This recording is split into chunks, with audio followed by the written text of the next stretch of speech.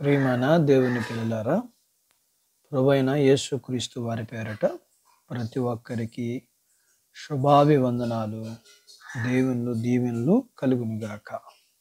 ఈ ఉదయకాలం పరిశుద్ధ గ్రంథం నుండి దేవుని యొక్క వాక్యాన్ని చదువుకుందాము. అపోస్తుల కార్యములు 18వ అధ్యాయము 3వ వచనం చదువుతున్నాను. వారు వృత్తికి డేరాలు కుట్టువారు. పౌలు అదే వృత్తి గలవాడు గనుక వారితో కాపురం ఉండెను. వారు కలిసి పని చేయుచుండిరి. దేవుడు తన మాటలను మనందరి కొరకు దీవించునుగాక. ఆమేన్. ప్రియమైన దేవుని పిల్లలారా, ఇక్కడ మనం చదువుకున్న వాక్యంలో వారు కలిసి పని చేయుచుండిరి అన్న మాట మనం చదువుకున్నాం. వారు అన్న మాటను బట్టి అక్కడ ఇద్దరు కంటే ఎక్కువగా ఉన్నట్లుగా మనం చూస్తూ ఉన్నాం. ముగ్గురిని చూస్తున్నాం. ఒకరు అకుల, మరొకరు ప్రిస్కిల్ల, మరొకరు పౌలు. ఈ పౌలు దేవుని సేవకుడు, ఈ అకుల, ప్రిస్కిల్ల విశ్వాసులు. వీరు కలిసి పనిచేస్తూ ఉన్నారు.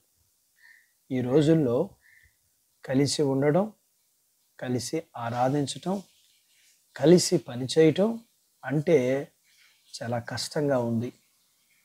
కారణం ఐక్యత లేకపోవడం. చీమల్లో ఐక్యత ఉంది, జంతువుల్లో ఐక్యత ఉంది, కానీ మనుషుల్లో ఐక్యత లేదు కదా. పెద్దవారు అన్నారు, కలిసి ఉంటే కలదు సుఖమని. ప్రభు అన్నారు, సహోదరులు ఐక్యత కలిగి నివసించట ఎంత మేలు, ఎంత మనోహరము. ఆశీర్వాదాలు వారితో ఉంటాయి అన్నారు. భర్త భార్యలు కలిసి ఉండలేకపోతున్నారు. తల్లిదండ్రులు కలిసి ఉండలేకపోతున్నారు. అన్నదమ్ములు కలిసి ఉండలేకపోతున్నారు. అక్క చెల్లెళ్ళు కలిసి ఉండలేకపోతున్నారు. సేవకుడు, సంఘము కలిసి ఉండలేకపోతున్నారు. నాయకుడు, పనివారు కలిసి ఉండలేకపోతున్నారు. ఏమైంది ఈ లోకానికి? అర్థం కావటం లేదు కదా. బాధ అనిపిస్తుంది కదా. కారణం ప్రేమ లేకపోవడం. ప్రేమ ఉంటే కలిసి ఉండగలుగుతారు.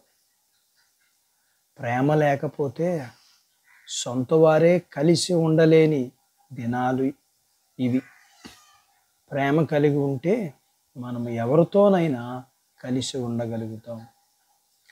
ఈ పౌలు, అకుల, ప్రిస్కిల్ల లాగా మనం కూడా కలిసి పనిచేస్తూ కలిసి ప్రభువుని ఆరాధించగలుగుతాం.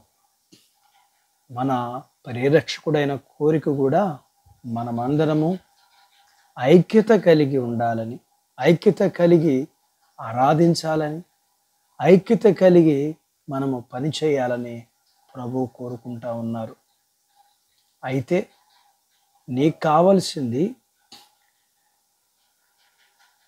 ప్రేమతో ఒకరినొకరు సహిస్తే, ప్రేమ సహనం మనం దేవునితోనూ మనుషులతో కూడా కలిసి ఉండేలాగా చేస్తుంది.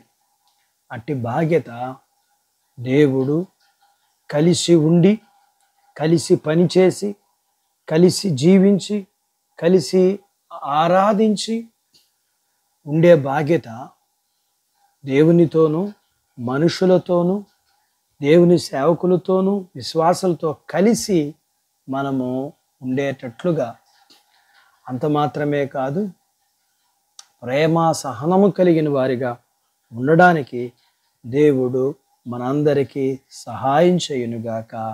ఆమేన్. ప్రార్థించుకుందాం. ప్రేమ కలిగిన మా ప్రియా పరలోకపు తండ్రి, మీ పరిశుద్ధ నామాన్ని బట్టి మీకు వందనాలు చెల్లిస్తున్నాం.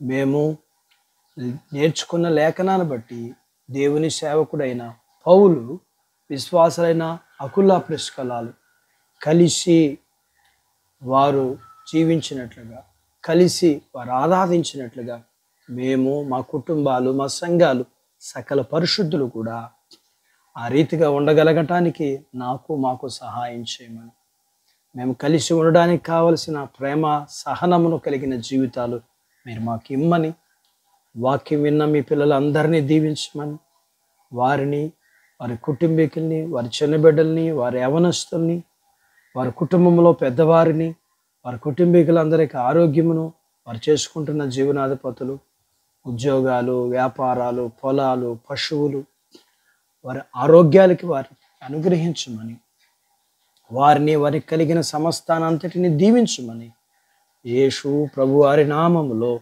స్తుతించి ప్రార్థించి వేడుకుంటున్నాము తండ్రి. ఆమేన్.